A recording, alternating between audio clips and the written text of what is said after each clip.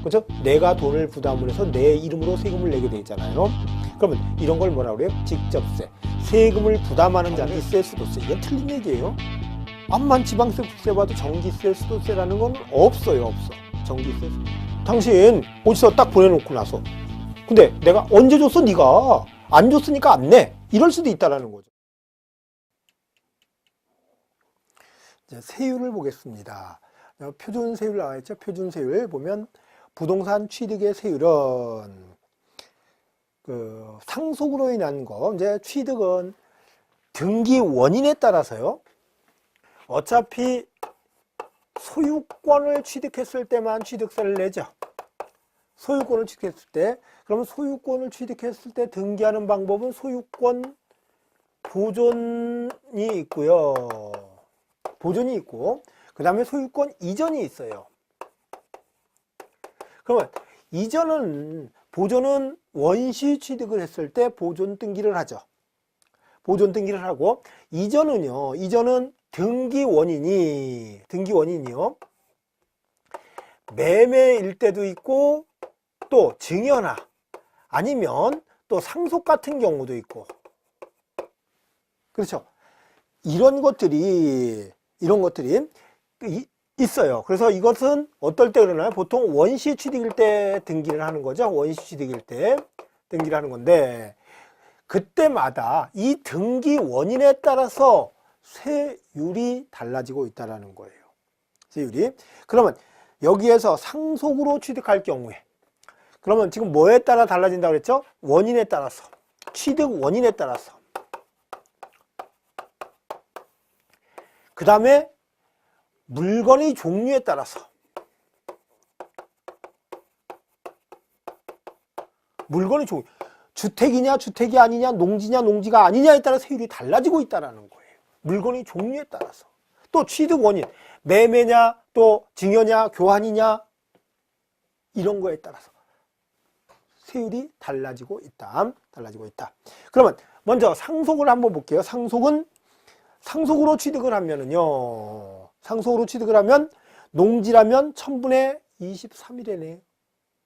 그러면 1000분의 23은 이제 법전에 이렇게 써 있으니까 23, 근데 2.3%죠.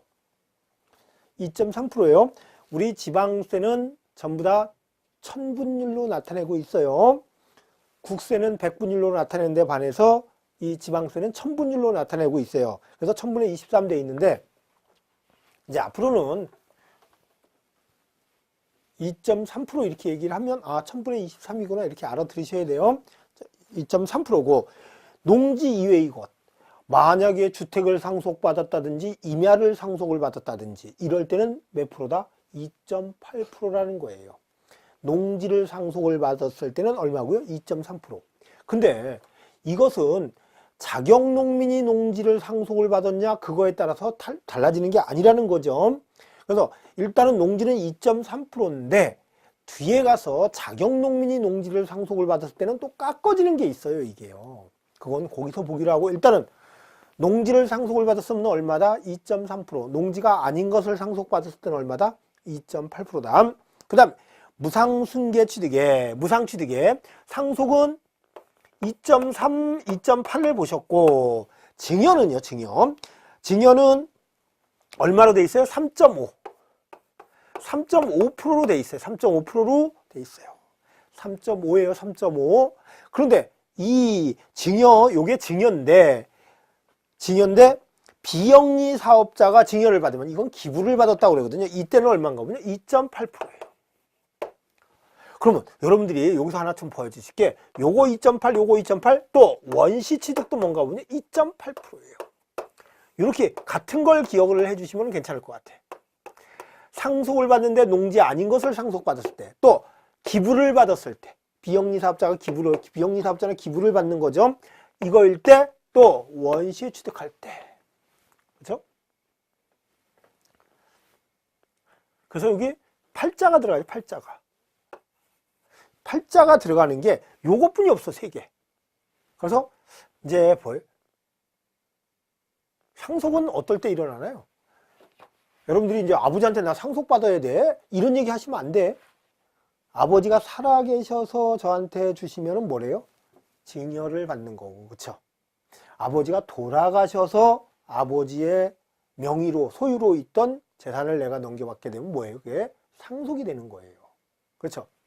이건 죽어야지 하는 등기잖아요. 그러면 원시득은 건물을 새로 진다든지, 그럼 건물이 태어나야 하는 거죠. 그래서 태어날 때 하는 것도 또 죽을 때 하는 것도. 그래서 죽는 것도 팔자고 태어나는 것도 뭐예요? 팔자. 그래서 0.8이 다 들어간다는 거예요. 또 비영리 사업자 기부 받는 건 누구나 받을까요? 종교단체에서 많이 받더라고요. 이것도 팔자다. 이렇게 보시고, 그 다음에 원시 취득 얼마래요? 2.8%죠. 죽는 것도 팔자, 태어나는 것도 팔자 보셨고, 그 다음에 공동 소유인 경우, 공유물이 분할. 공유물이 분할은 어떤 것을 공유물 분할로 하는지는 그 밑에 하나 이제 또 이게 하나 나오는 게 있으니까요. 볼게요. 공유물이 분할 또는 부동산 실권리자 명의등기에 관한 법률에서 규정하고 있는 부동산이 공유권 훼손을 위한 지분 이전으로 인한 취득, 등기부등본상 본인 지분을 초과하는 부분의 경우에는 제외. 이때 2.3%래요. 그러면 여러분들이 그 실명법 위반이 돼서 실명법 위반이 돼서 그냥 원 상태로 하는 거 2.3%다 이렇게 생각하시면 되고, 공유물 분할은 어떤 것을 공유물 분할이라고 하는가 보면은요, 공유물 분할 우리 앞에서 취득의 개념을 볼 때 이런 얘기가 있어요. 공유물 분할, 형식상 취득이지만 취득세를 부과를 하겠다 그랬거든요. 그러면 공유물 분할하고 공유물 분할 두 가지를 한번 볼게요. 공유물 분할 또 이혼시 재산 분할.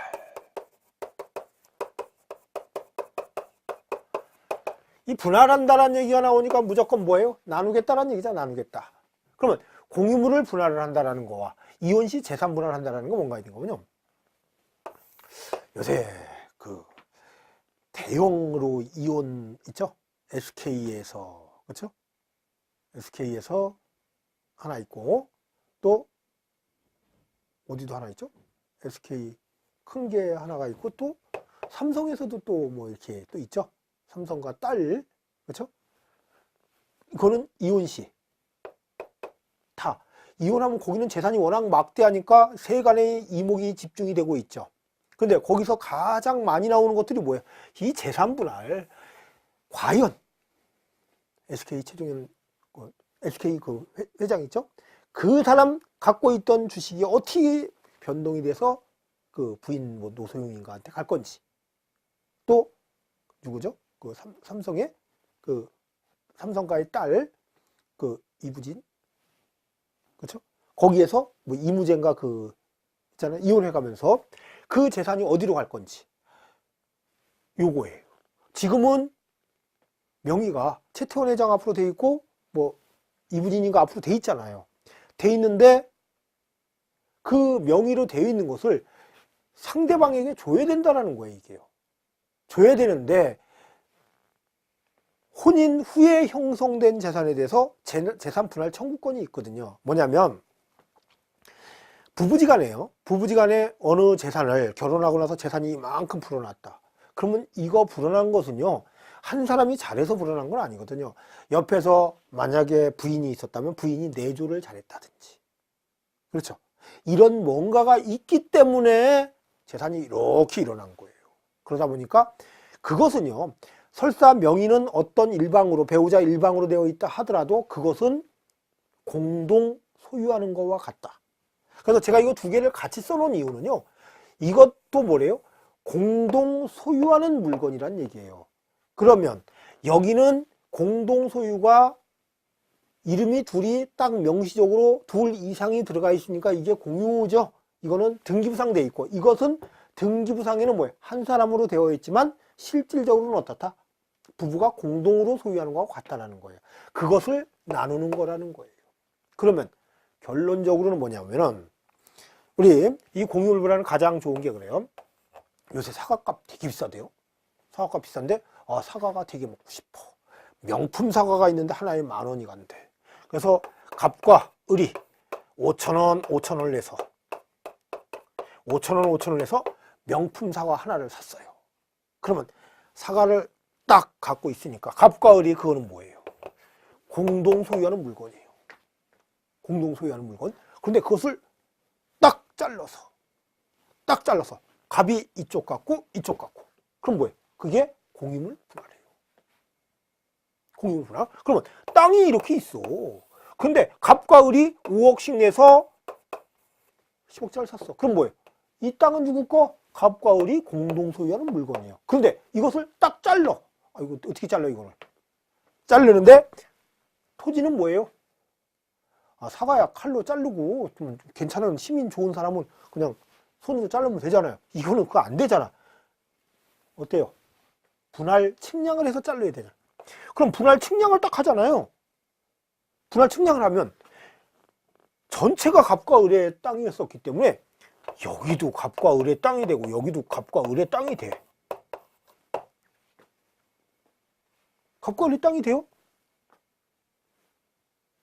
여러분이 아까 사과 딱 했어요. 사과를 발을 딱 잘랐어요?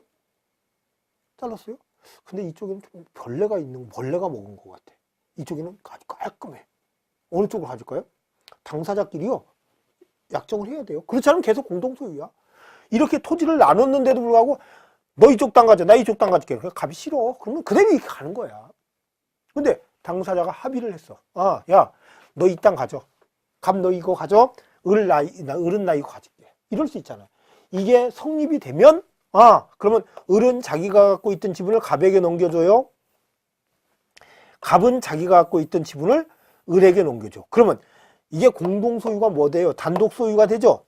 이거는 갑의 소유가 되고 이건 을의 소유가 되잖아요. 이게 뭐예요? 공유물 분할. 그러면 마찬가지로 이혼시 재산 분할도 똑같은 거예요. 이혼시 재산 분할도 지금 이름은 전부 다 갑으로 되어 있었지만 다 갑으로 되어 있지만 일부를 을로 넘겨주는 거잖아요. 그게 재산 분할이라는 거예요. 이것은 소유권이 어때요?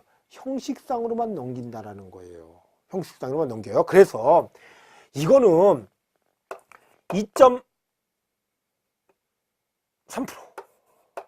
2.8%죠? 공유물 분할 2.3%죠. 그 다음에 이혼시 재산 분할은요, 등기가 안 돼 있었어요. 안 돼 있던 것을 넘겨주잖아요. 부동산 같은 거를 4명 되어 있던 걸 넘겨줘. 그럼 뭐가 돼야 돼? 월칙은 증여. 증여가 돼야 되는데 재산 분할을 하다 보니까 원래는 3.5%였었는데 뒤에 가면 이게 나와요. 이런 것들은 어떻게 보면 등기를 처음에 할 때 잘못돼 있었던 거지. 뭐 잘못됐다고 볼 수도 없어, 사실은요. 그러다 보니까 그걸 찾아주는 거잖아요. 원래대로 자기 거 자기가 갖게 되는 거잖아요. 그러다 보니까 이럴 때는 2% 빼고 하래. 2% 빼고. 그래서 이거는 얼마가 되니까 0.3%만 내면 되는 거예요. 이 등기를 할 때. 이것은 1.5%만 내면 되는 거예요.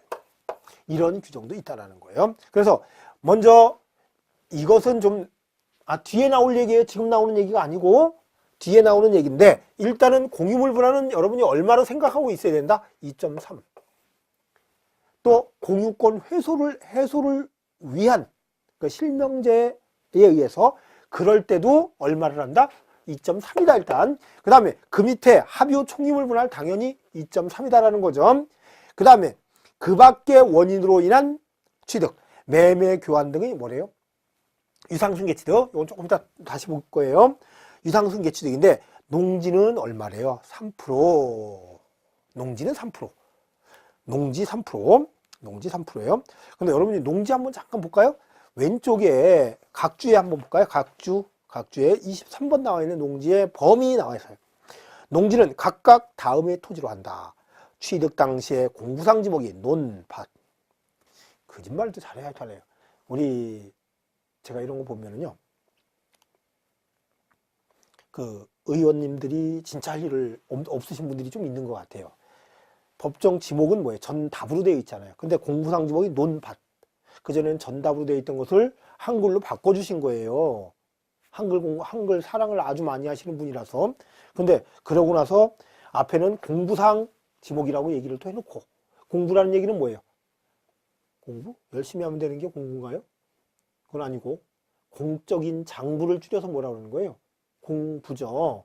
그죠? 등기부라든지 토지대장, 임야대장, 그죠? 지적도, 임야도 이런 거를 공부해요. 그죠?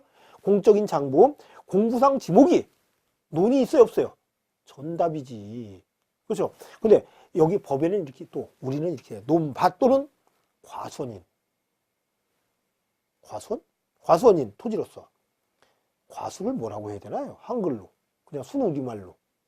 그거는 바꿀 게 없으니까 그냥 놔뒀나 봐요. 과수원인 토지로서 실제 농작물의 경작이나 다년생 식물 재배지로 이용되는 토지. 이용되는 토지. 이용되는 토지. 그럼 다년생은 뭐예요? 뭐 사과나무, 배나무 같은 거 다년생이지만 당연히요. 이용되는 토지. 이 경우 농지 경영에 직접 필요한 농막, 두엄관, 양수장, 못, 늪, 농도, 또 수로 등이 차지하는 토지 부분을 포함해서 농지로 봐주겠다. 그 다음에 두 번째, 취득 당시 공부상 지목이 논, 밭, 과수원 또는 목장용이 토로서 실제 축산용으로 사용되는 축사와 그 부대 시설로서 사용되는 토지, 초지 및 사료밭. 그러면 공부상의 논이나 밭이나 과수원에서 축산용으로 사용해도 된다는 얘기네요. 이럴 때 그러면 결론은 농지는 여기서 말하는 조금 전에도 말을 했던 거 있죠. 농지, 여기 농지는 뭐래요? 2.3은 전답 과수원, 논밭 과수원, 목장용지까지를 농지로 보겠다는 거죠. 목장용지까지를 농지로 봐주겠다는 거죠. 이렇게 보시고, 그 다음에 다시요. 농지는 그럼 매매로 사면, 제가 계속 매매하면 4% 얘기했잖아요. 농지일 때는 얼마다? 3%라는 거죠. 3%. 그 다음에 주택은요. 아주 좋아요. 주택은 과세 표준이 6억 이하. 과세 표준이 뭔지 아시죠? 6억 이하일 때는 1%가 된대. 1%. 6억 초과 9억 이하일 때는 2%. 9억을 초과하는 주택일 때는 3%. 그러면 9억을 초과하는 주택을 취득했을 때, 농지를 한 2억짜리 취득했을 때 세율은 어때요? 같아지겠죠. 그렇죠? 9억 초과 주택은 몇 프로니까? 3%니까. 그 다음에 농지, 주택 외의 것은 모두 유상일 때는 4%. 여기에는요, 그 매매 교환, 공매나 경매 받는 경우도 다 포함하는 거예요. 이럴 때 몇 프로다? 4%가 된다. 그 다음에 당구장 표시 한번 볼까요? 주택을 신축 또는 증축한 이후 해당 주거용 건축물이 소유자가 해당 주택의 부속 토지를 취득하는 경우에는 주택의 세율을 적용하지 않는다. 보세요. 주택을 신축 또는 증축한 이후 그냥 주택을 졌어요. 그리고 나중에 토지를 살 수도 있겠죠. 이럴 때는 주택에 대한 세율을 적용하지 않아요. 그러면 결론은 뭐래요? 4%네, 4%. 그죠? 4%. 왜? 가격을 산정할 9억 초과인지 6억 이하인지 모르잖아요. 그러니까 주택에 세율을 적용하지 않는다. 이 얘기는 결론적으로 몇 프로를 적용하겠다? 4%를 적용하겠다. 그런 내용이고. 그 다음에 부동산이 공유물인 경우 상속으로 인한 취득, 상속 외의 무상 취득, 그러면 증여, 상속 증여로 인한 취득, 그 밖의 원인으로 인하여 취득한 부동산이 공유물일 때에는 그 취득 지분의 가액을 과세 표준 아래 각각의 세율을 적용한다. 이제 이런 세율 적용할 때 상속 또 증여 적용할 때 내가 절반만 상속을 받으면 절반을 과세표준에서 내 세율을 적용하겠다 그 뜻이에요.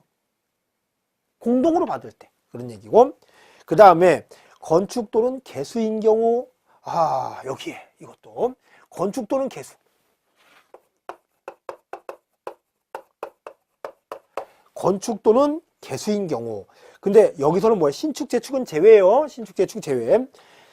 개수로 인하여 건물의 면적이 증가할 때, 건축, 개수로 인해서 면적이 증가할 때 증가한 부분에 대하여 증가. 이래서 뭐가 됐다면 증가분에 대해서 뭐예요? 면적 증가분에 대해서. 면적 증가분에 대해서는 2.8%로 거기에 면적 증가분을 하나 좀 체크를 해 놓으세요. 면적이, 건축물의 면적이 증가할 때, 면적이 증가할 때 증가분에 대해서 이렇게 하고 있다. 그 다음에 부동산 외의 취득의 세율 넘어가야 되겠죠, 당연히. 차량도 볼 거 없고, 차량, 비영업용 몇 프로예요? 7% 받은 7% 취득세요. 자동차 그거 나오는데 볼 필요는 없다는 얘기죠. 그래서 그렇고, 그 다음에 오른쪽 페이지요. 위에서 넷째 줄 조례에 따른 세율 조정이죠. 조례에 따른 세율 조정. 지방자치단체의 장은 조례로 정하는 바에 따라 취득세의 세율을 부동산 취득의 세율과 부동산 외의 취득의 세율에 따른 세율의 100분의 50의 범위에서 가감 조정할 수 있다. 그러면 취득세 세율은 뭐 할 수 있다? 오르락 내리락 할 수 있다. 조금 전에 50% 범위 내에서 뭐 할 수 있다? 가감 조정할 수 있다. 이게 뭐래요? 표준세율이란 얘기죠. 표준세율이란 얘기죠. 그 다음에 특별한 예외세율, 특례세율이에요. 중과 기준세율을 뺀 세율. 이제 앞으로 우리 용어 약속을 해요. 중과 기준세율.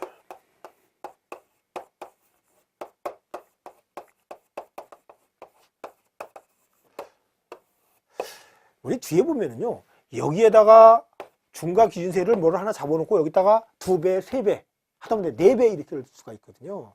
그러다 보니까 이 중과 기준세율이라는 용어를 하나 만들어 놨는데 이거는 2%를 얘기를 해요. 2%를.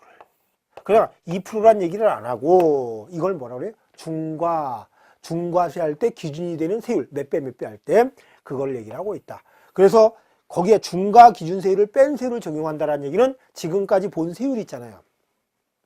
거기서 빼겠다. 얼마를 빼겠다? 2%를 빼겠다. 그런데 시험 볼 때는 2% 뺀다는 얘기 안 해요.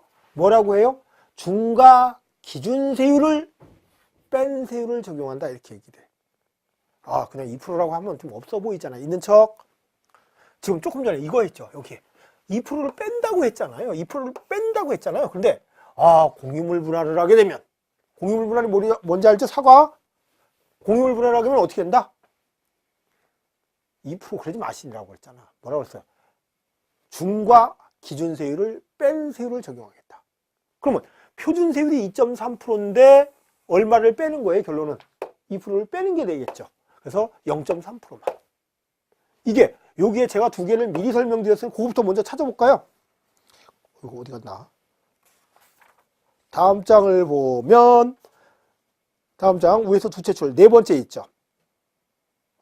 네 번째, 공유물 분할 또는 부동산 실권리자 명의 등기에 관한 법률에 규정하고 있는 이거 나와 있잖아요. 요럴 때 그 네 번째 나와 있죠. 그 다음에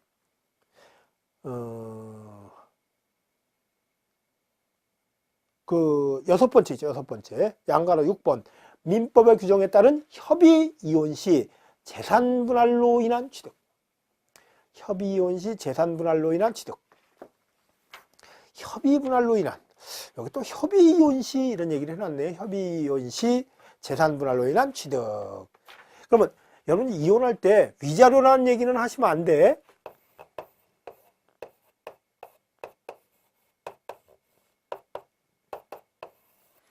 여러분 위자료는요, 일단은 고의 과실이 있어야 돼요. 위자료라는 얘기가 나오기 위해서는 뭐가 있어야 된다? 고의 과실이 있어야지 돼요. 그런데 여러분이 이거 조금 전에 이런 거 나누는 것은 그런 게 아니라, 위자료가 아니라 누구한테 고통 주고 그건 없었어. 정신적, 경제적만 맨날 얘기를 하잖아요. 그런 건 없었는데 그냥 성격이 안 맞아. 성격이 안 맞아서 그냥 갈라서, 그러니까 여태까지 모았던 것도 같이 나누자. 그거 할 때 그거 할 때 이렇게 하겠다라는 거예요. 근데 이혼할 때 뭐 당사자 일방이 부정한 행위를 했다든지, 어떻게 보면 이번에 그 SK 최태원 회장이 그럴 수도 있어요. 그쵸? 그 부적절하게 해갖고 혼외 자식까지 두고 있고, 이런 경우는 어때요? 얼마나 힘들었겠어요. 그 배우자는. 그 배우자가 나중에 이 재산을 나누고 나서도 뭐를 또 할 수 있는가 보면요, 위자료 소송을 제기할 수 있어요. 위자료를 줘야 되겠죠, 당연히. 그렇죠? 위자료를 받아. 그거를 받을 때 부동산으로 받았잖아요. 그러면 취득세를 그때는 뭘로 내야 되냐면요, 유상으로 취득한 걸로 봐야 돼. 위자료를 받았다면. 무슨 얘기인지 아시겠죠? 왜? 위자료를 준대 100억을 줘 그랬어. 아유, 너무 그냥 있는 사람들 얘기라고 그냥 편하게 그냥 제가 해본 거예요. 100억을 줘라. 판결을 냈어. 근데 최태원 회장이 돈이 없어. 100억이. 그러면 내 부동산이 100억짜리가 있는데 이거 가져가서 이럴 수 있잖아요. 그러면 나는 100억을 위자료로 받았잖아. 그러면 내가 100억을 받아서 그 부동산 산 거하고 어때요? 같아지잖아. 100억을 대신 그걸로 받은 거잖아요. 돈 대신 물건으로 받은 거잖아요.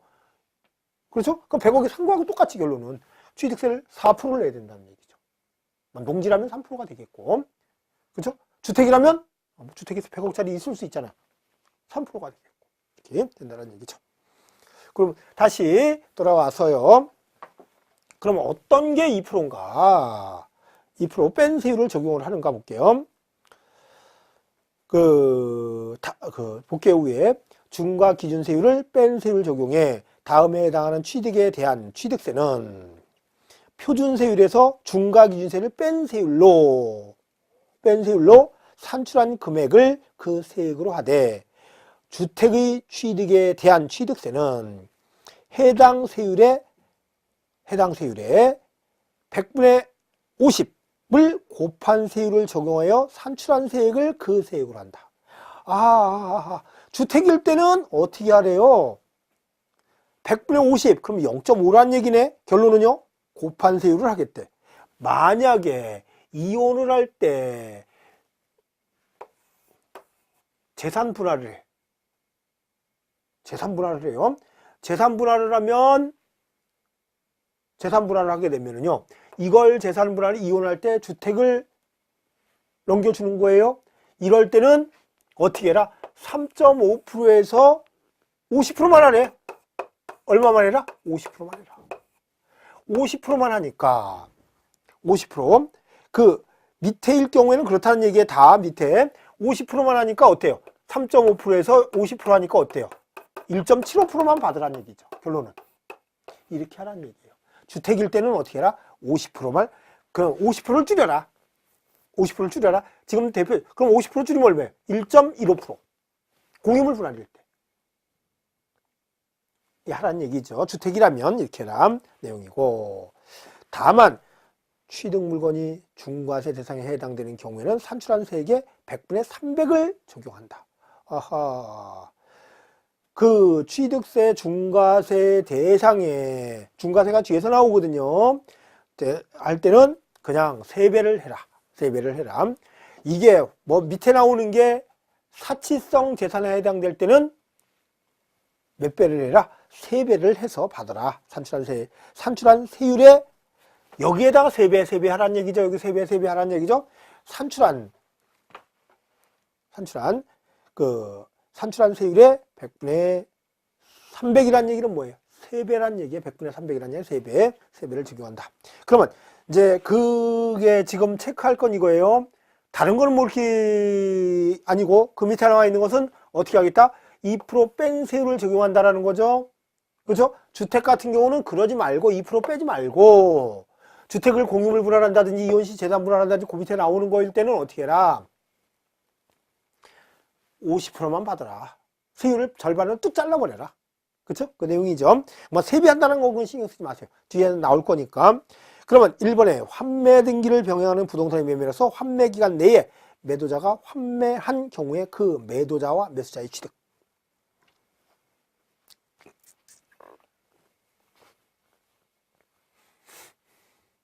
환매 등기 한번 들어보셨나요? 환매?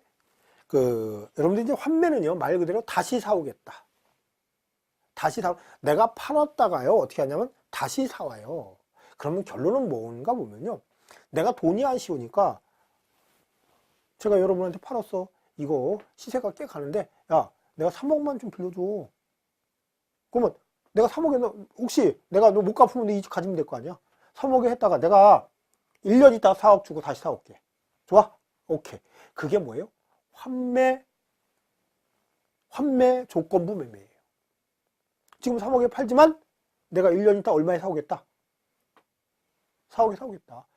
이런 것은 그래서요, 환매 등기를 병행해야 돼. 등기부에 써야 된다는 거예요. 내가 사오겠다 1년 내에 얼마에 사오겠다, 그 내용이 들어갔어요. 이런 환매 등기를 병행하는 부동산의 매매로서 환매 기간 내에 매도자가 1년 내에 사왔을 경우에는 그 매도자와 매수자의 취득에 대해서 어떻게 하기라? 처음에 갑이라는 사람이 부동산을 갖고 있다 을로 넘겨와서, 야, 내가 3억에 팔았다. 그럼 3억에 대해서 취득세를 내야 될 거 아니에요. 그렇죠? 그때는 얼마해라? 2% 뺀세를 적용해라. 그리고 나서 다시 갑으로 왔다. 환매권을 행사한 거예요.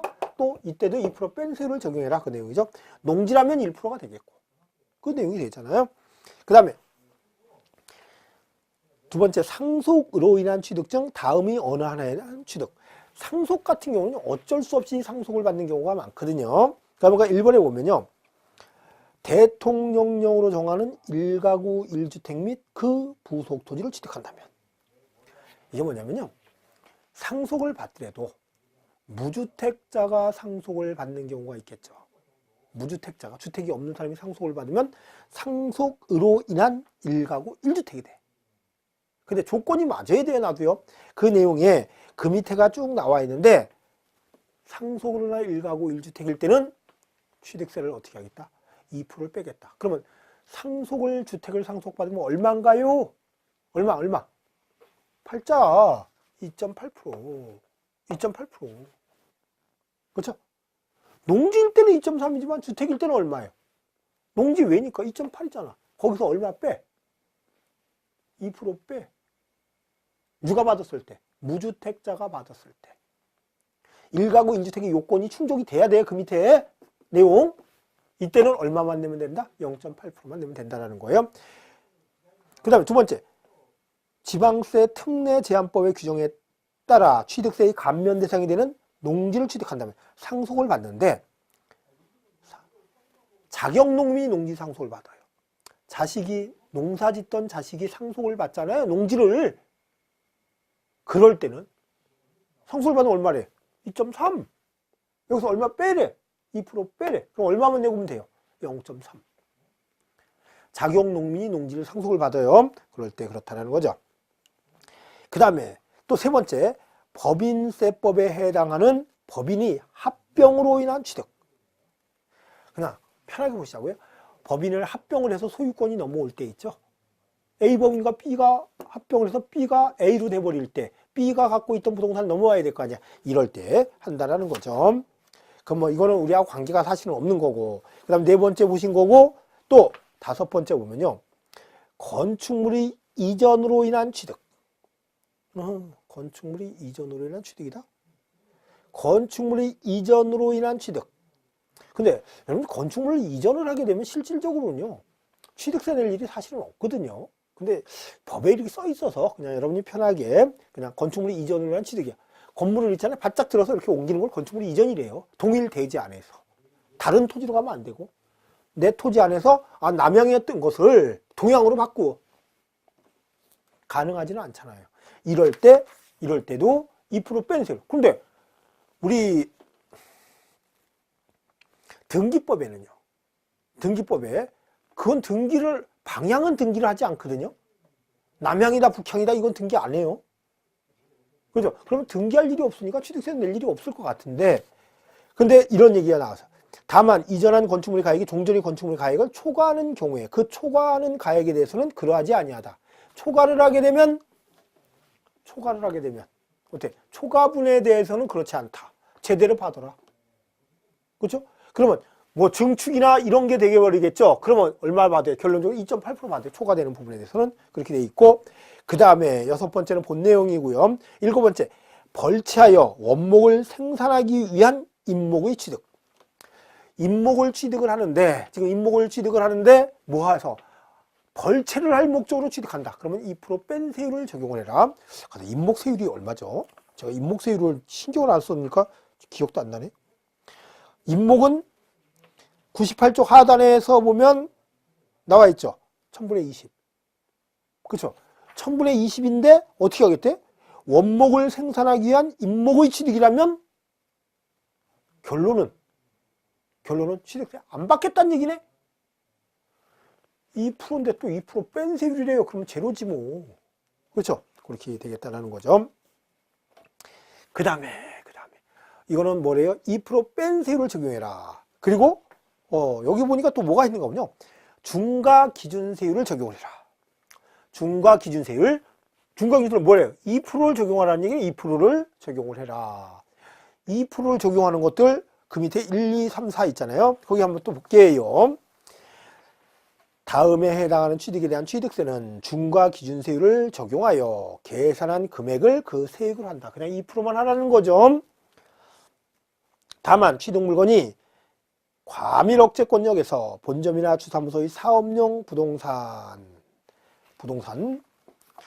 취득하는 경우와 공장의 신설하거나 증설하기 위해 사업용 가설물을 취득하는 경우에는 중과 기준 세율의 100분의 300을 사치성 재산에 해당하는 경우에는 100분의 500을 각각 적용한다. 아이고. 그러면 100분의 500이라는 얘기는 10%란 얘기네, 결론적으로. 그렇죠? 1000분의 20에 100분의 5배니까. 그러면 여기는 100분의 200에 100분의 300이라는 얘기는 6%. 그러면 요게 여기 있는 게 중과세 대상이 된다면, 중과세 사치성 재산이 된다면 몇 프로가 되는 거고 10%가 되는 거고, 만약에 과밀 억제권역에서 본점이나 주사무소, 공장 신설, 증설 이거에 해당이 된다면 그때는 6%가 된다는 얘기야, 결론은요. 그런 얘기고. 그러면 거기에 개수로 인한 취득이 있네요. 개수로 인한 취득.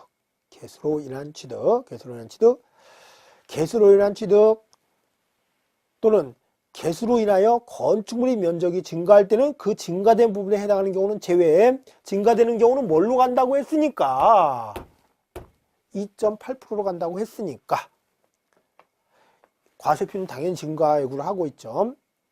그 다음에 두 번째, 선박 차량과 기계장비 및 토지 가액의 증가. 그러면 선박 차량 기계장비 및 토지 가액의 증가. 그 다음에 과점주지의 취득. 이게 뭐래 다? 이게 뭔가 보면요, 1번, 2번, 3번 같은 경우는 어떻게 보면 굉장히 간단한 거예요. 이게 의제 취득이에요. 그렇죠? 의제 취득을 하게 되면 뭐래요? 의제 취득을 하게 되면 어떻게 해라? 의제 취득을 하게 되면 그대로 2%만 적용해라는 얘기죠. 의제 취득일 때는 2%만, 1, 2, 3번을 보면 그래요. 그 밖에 레저시설의 취득 등, 레저시설, 저장시설 등 시설의 취득. 레저시설 하면은 가장 대표적인 게 수영장. 우리가 마당에다 수영장 냈다? 그러면 그때 2% 취득세 2%만 내라는 거예요. 그렇죠? 그러면 그 수영장 만들 때요.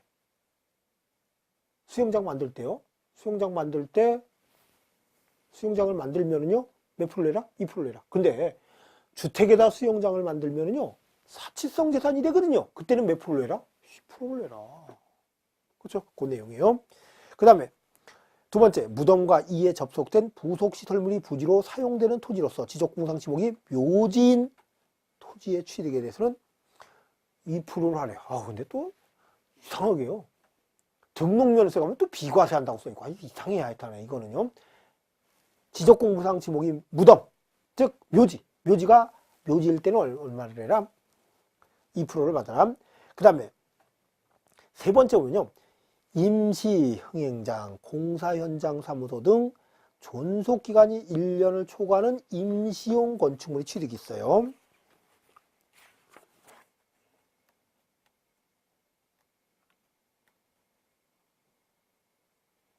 이거는요 108쪽을 잠깐 한번 넘겨보시겠어요?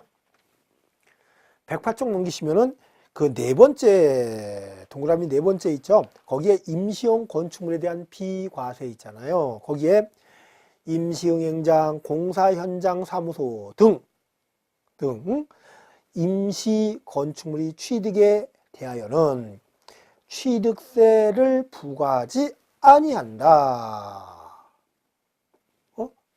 여러분들이 그래요. 임시용 행장, 모델하우스 같은 거 있잖아요. 예? 이런 거 건물을 졌다가 분양 다 되면 헐어버려야 되잖아요. 또 현장 사무소 있죠. 이런 것도 어떻게 헐어버려야 되잖아. 조금 졌다. 그거 건축물이 아니에요. 건축물은 맞지. 건축물은 지붕과 기둥 또는 벽이 있으면 건축물인데. 그 취득세를 안 받겠다라는 거예요. 그런 임시용 건축물은요. 단 조건이 뭐라고요? 존속기간이 1년을 초과하게 되면 그때는 받겠다. 그럼 1년을 초과하면 어떻게 받겠다? 지금 나오는 2% 받겠다라는 거예요. 그러면 1년을 초과하지 않는다면 뭐예요? 과세하지 않는다? 비과세. 1년을 초과하면 어떻게 하겠다? 2%를 받겠다는 얘기죠. 이렇게 내용 보시고 그 다음에 네 번째 보면 이상한 얘기 있어요. 여신 전문금융업법. 그 저기요 사채업자 그거예요. 그에 따라 건설기나 차량을 등록한 대여시설 이용자가 그 시설 대여업자로부터 취득하는 건설기계 또는 차량의 취득은 2%를 받겠다. 뭐 그런 내용이고 그 다음에 다섯 번째 이거는 뭐 우리가 신경 쓸 게 없으니까 그냥 넘어갈게요. 다섯 번째 건축물을 취득하는 경우로서 그 건축물에 대하여 등록면허세에 따른 소유권 보존 내기 또는 소유권 이전이 등기에 대한 등록면허세 납세 의무가 성립한 후 취득 시기가 도래하는 건축물의 취득. 아하. 이거는요, 뭔가 보면요. 건축물 취득했는데 등록면허세를 먼저 내고 나서 취득세를 낼 경우에 그때도 2% 해라. 뭐 이런 거는 사실 예를 찾을 수도 없어요, 제가. 왜냐하면 과거에는요, 취득세는 무조건 2%였었거든요. 등록세가 예를 들어보면요. 우리 증여가 이렇게 됐었잖아요. 증여가 3.5%라고 했잖아요. 과거에는 어쩌면 취득세 2%, 등록세 1.5%. 또 마찬가지 상속 같은 경우도 이런 게 2.8%가 취득세 2%, 등록세 0.8. 근데 합해 놓은 거예요, 지금요. 그러다 보니까 혹시 등기를 먼저 했다. 그럼 취득세 다 낼 필요는 없잖아요. 등기할 때 필요한 것만 내면 되잖아요. 그렇죠? 그러다 보니까 그거 내고 2%는 뭐 해라? 그거는 그때 냈으니까 2%만 내면 된다. 그 얘기죠. 요렇게 보시고 오늘은 어떻게 진도를 여기까지만 나가야 될 것 같으네요. 근데 중과세 같은 경우는 이제 다음 주에 보실 중과세 같은 경우는 요런 걸 중과세라고 생각하시면 돼요.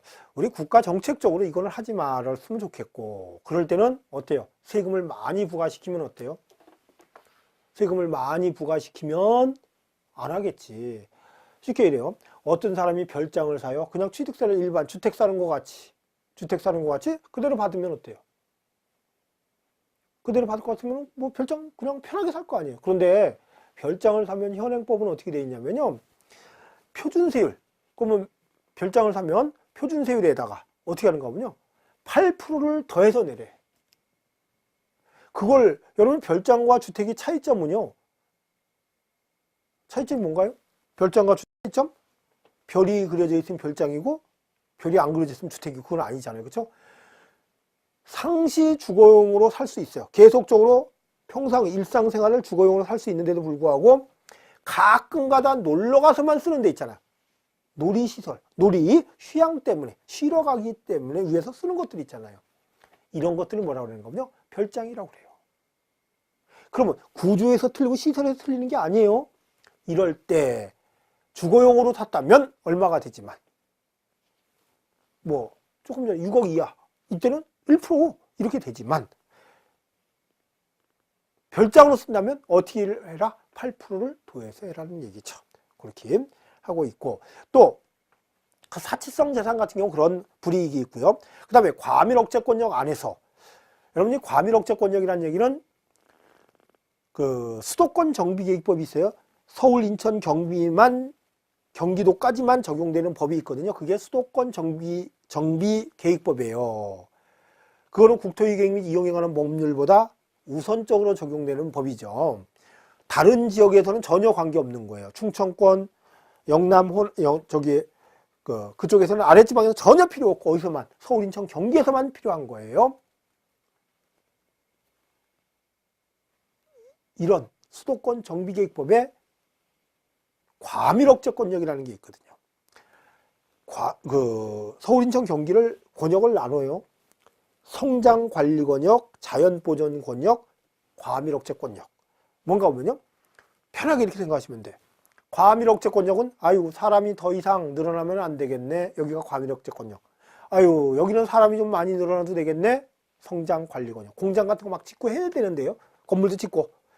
또 자연보전권역, 한강 수계를 중심으로 해서 우리 환경을 꼭 지켜줘야 될 때들 있잖아요. 그런데 자연보전권역이에요. 이런 걸 구분해서 과밀억제권역 너 건물 짓지 마. 이렇게 해서는 안 된다는 거죠. 그러다 보니까 과밀억제권역에서 공장을 짓는다든지 어떤 회사를 만든다든지 이럴 때는 세금을 많이 받겠다는 게 과밀억제권역 안에서예요. 이제 이럴 경우에는 사회적으로 타당하지 않죠. 그렇죠? 인구와 과밀해지는 것을 억제하기 위해서 해놓고 있고, 또 부동산의 비효율적인 사용을 억제하기 위해서 이런 중과세라는 제도를 두고 있어요. 이것은 다음 주에 진행하고 오늘은 여기서 마치겠습니다. 오늘 고생 많으셨습니다. 감사합니다.